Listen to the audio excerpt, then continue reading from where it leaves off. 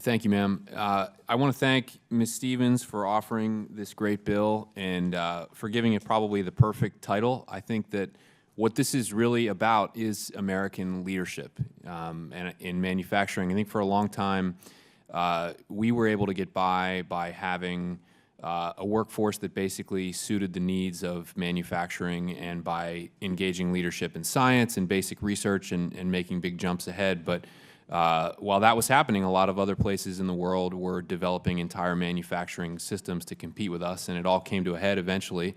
And places like Pennsylvania and Michigan and Ohio, which are well represented on this committee, have seen a lot of loss for the past couple of generations. And entire towns that were supported by the manufacturing system we used to have been hollowed out and really hurt by this. Families have been hurt.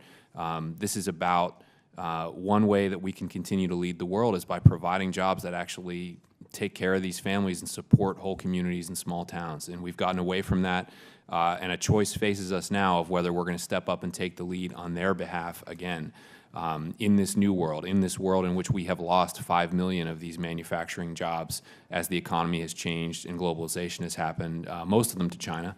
I think we can win the jobs that are the future. We're not going to probably get those 5 million back, but we can create another 5 in some of the new industries that are coming. And in Western Pennsylvania, we have a great example of that in the Advanced Robotics Manufacturing Institute that we have mostly at Carnegie Mellon University. They have already done great work with companies across the region to help them step up and create more and more of these great family-sustaining jobs in an area that is vital to our national security as well as our economy.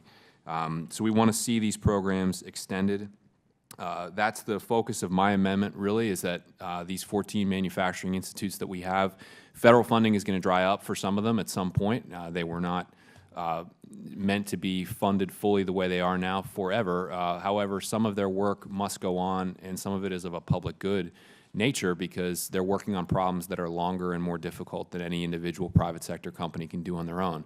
So our goal is to have them be eligible for competitive grants from the federal government going forward to continue this important work, both in advanced robotics like we have in Western Pennsylvania, but in all the areas that they focus on. So that's the focus of this amendment. I hope that everyone will support it. And I would like to yield the balance of my time to Mr. Gonzalez from Ohio, who has helped lead on this amendment.